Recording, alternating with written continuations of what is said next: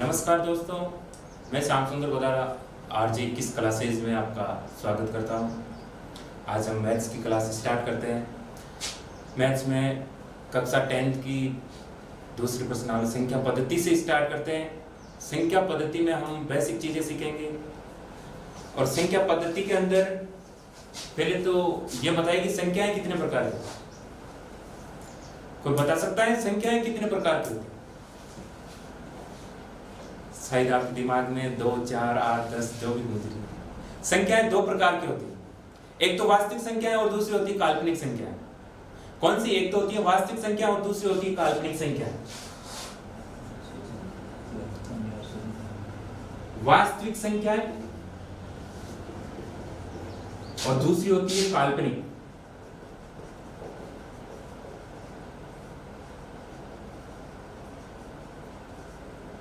सोच लिया वास्तविक संख्या तो जो हमारी यूजेबल होती है, जो काम में आती है वो वास्तविक। लेकिन ये काल्पनिक संख्या कौन सी होती है? काल्पनिक संख्या है जो रूट के अंदर तो दे रखा हो लेकिन रूट के अंदर जो माइनस में दे रखी हो वो काल्पनिक संख्या। हम उनकी केवल कल्पना कर सकते हैं। मैथ्स वाले स्टूडेंट्स हैं, उनको पता है कि जो माइनस में दे रखा है, माइनस में रूट होता है, उसे आयोटा बोलते हैं। ये काल्पनिक संख्या होती है। काल्पनिक संख्या है रूट -2 भी काल्पनिक संख्या है, रूट -3 भी काल्पनिक संख्या है। इन्हें तो बोल देंगे 2 आयोटा, 3 आयोटा। इस प्रकार की संख्या काल्पनिक। अब आती है वास्तविक संख्याओं की बात। वास्तविक संख्या कितने प्रकार की होती है? वास्तविक संख्या होती है 8 प्रकार की। पूर्ण संख्या, पूर्णांक संख्या, प्राकृत संख्या, भाज्य संख्या, अभाज्य संख्या, सम और विषम संख्या, परिमेय संख्या, अपरिमेय संख्या। इस प्रकार से वास्तविक संख्याएं 8 प्रकार की होती है। जैसे वास्तविक संख्याओं में पहली होती है प्राकृत संख्या, दूसरी होती है पूर्ण संख्या,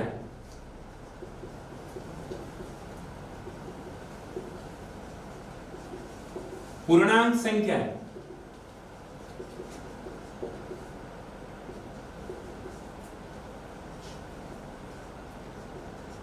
परिमेय संख्या,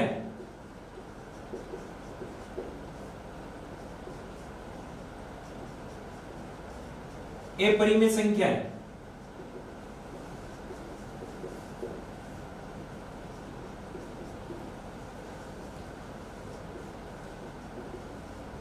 भाज्य संख्या,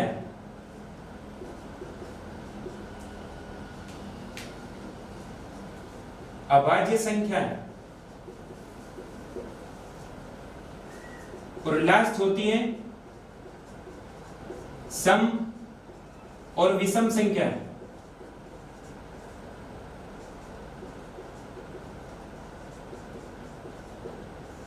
ओड और इवन नंबर। अब तो प्राकृत संख्या, पूर्ण संख्या, पूर्णांक संख्या, परिमेय संख्या, अपरिमेय, भाज्य, अभाज्य, सम और विषम संख्या है। तो पहली है प्राकृत संख्या है। प्राकृत संख्या किसे कहते हैं? वह संख्या जिसकी हम वस्तुओं को गिनने में काम में लेते हैं।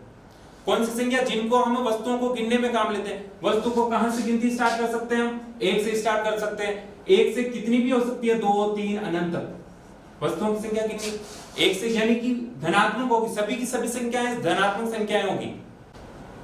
तो अब आती है पूर्ण संख्याएं। पूर्ण संख्याएं कौन सी होती हैं? यदि प्राकृत संख्याओं में 0 को ऐड कर दिया जाए, प्राकृत संख्याओं में 0 को, शून्य को ऐड कर दिया जाए तो वे सभी संख्याएं पूर्ण संख्याएं कहलाएगी। 0, 1, 2, 3 से लेके अनंत तक चलने वाली सभी संख्याएं पूर्ण संख्याएं कहलाएगी। तो इसी प्रकार से हम एक एक संख्याओं को बारीकी से जानते हैं।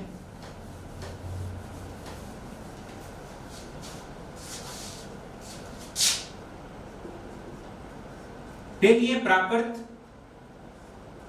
संख्या, नेचुरल नंबर, जिसे n से प्रदर्शित करते हैं। प्राकृत संख्या है जो 0, 1 से स्टार्ट होती है। 1, 2, 3, 4 से लेके अनंत तक। अब इसको क्या, यदि प्राकृत संख्याओं में 0 को ऐड कर दिया जाए तो वो कौन सी बन जाएगी? पूर्ण संख्या है। पूर्ण संख्या है। यदि इसमें क्या कर दिया जाए? 0 को ऐड कर दिया जाए और अनंत तक चलने वाली पूर्ण संख्या है। इसी प्रकार से होती है पूर्णांक संख्याएं।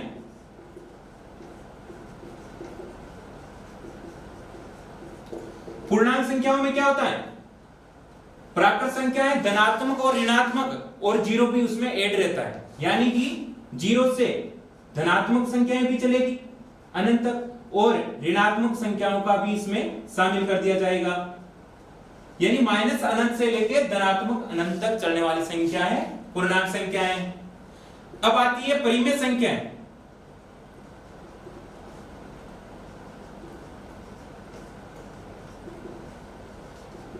परिमेय संख्याएं कौन सी होती है, वे संख्याएं जिन्हें हम p अपॉन q रूप में यानी p बटेवा q रूप में लिखा जा सकता है।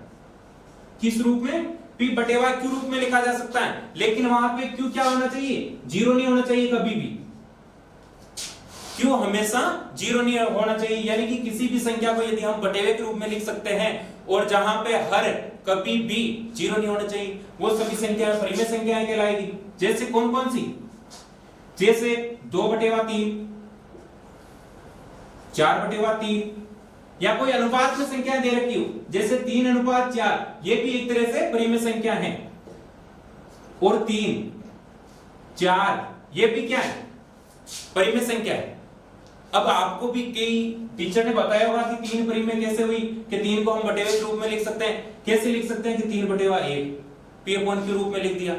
क्यों, p अपॉन इस रूप में यदि बटेवे में 1 लिख दोगे तो परिमेय संख्या हो जाएगी, नहीं। इस रूप में यदि हम एक परिमेय संख्या जैसे कोई रूट में दे रखा है √3, ये क्या है, ये एक तरह की एक परिमेय संख्या है, इसे भी तो लिख सकते हैं √3 को √3/1, तो क्या ये परिमेय संख्या हो गई, नहीं। हम 3 को किस प्रकार से बटेवे में लिख सकते हैं, यदि हम 6/2 लिख रहे हैं या 12/4 लिख रहे हैं, कितना आ रहा आंसर, 3 आ रहा, तो इस रूप में हम बटेवे में लिख सकते हैं।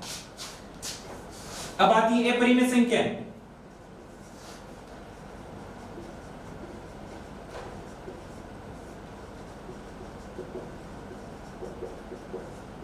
यानी वे संख्याएं जिन्हें हम p अपॉन q रूप में नहीं लिख सकते, p अपॉन q रूप में नहीं लिखा जा सकता, वो सभी संख्याएं अपरिमेय संख्याएं होती हैं। जैसे कौन कौन सी,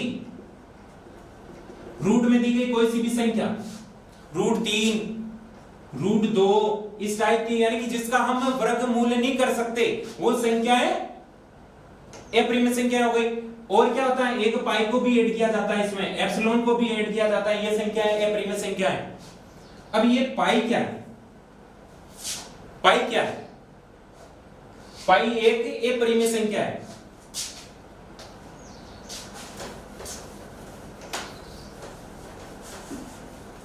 चलो पाई के बारे में जानते हैं कुछ,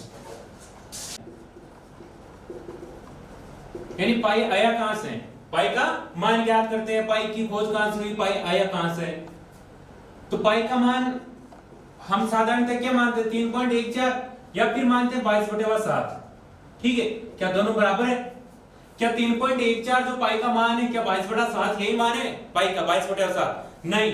पाई का मान 22/7 नहीं। यदि 22/7 का यदि आप मान ज्ञात करते हो तो आपको 3.1428 ये ज्ञात होगा, और यदि आप पाई का मान ज्ञात करते हो तो सही पाई का मान होता है 3.14156827, इस टाइप से अनंत तक चलता रहता है। तो तीसरी संख्या देखो, 3.141 142 चेंज हो गया, तो फिर 22/7 कैसे हुआ, यानी हमें तो केवल क्या है कि सॉल्यूशन करने के लिए, क्वेश्चन को सॉल्व करने के लिए ये 22/7 मान लिया, क्योंकि हम दशमलव के बाद में 2 अंकों तक ही मान को मानते हैं। तो अब ज्ञात करते हैं कि पाई आया कहां से, पाई कहां से आया, यानी वृत्त होता है, वृत्त की परिधि यानी चारों ओर की परिधि में, वृत्त की परिधि में यदि इसके व्यास का यानी कि 2r, त्रिज्या का 2 गुना क्या होता है व्यास, यहां से यहां तक r और इसका डबल यानी कि व्यास, व्यास होता है 2r। यदि परिधि में किसी भी वृत्त की परिधि में 2r यानी इसके व्यास का 2r का भाग लगा दिया जाता है तो पाई प्राप्त होता है, यानी कि पाई इज इक्वल टू क्या होगा, किसी भी वृत्त की परिधि, वृत्त की परिधि में यदि उसके व्यास का भाग लगा दे तो हमें पाई प्राप्त होगा।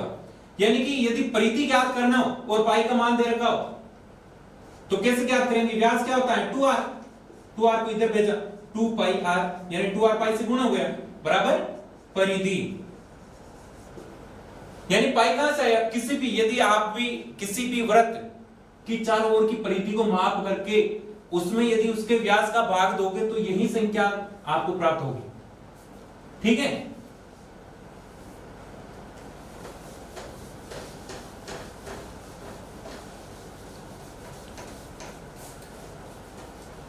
चलो अब है भाज्य संख्या।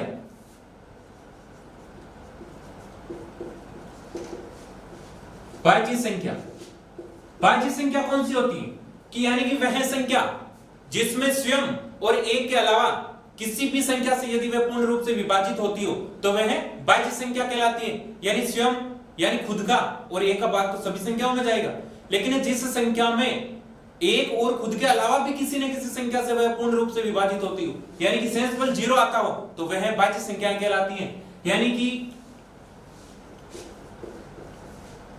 कोई भी संख्या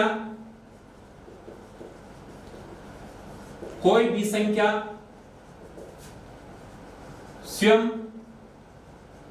और एक के अलावा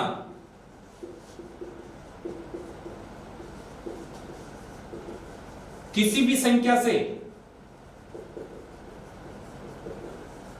पूर्ण विभाजित होती हो। क्या होती हो?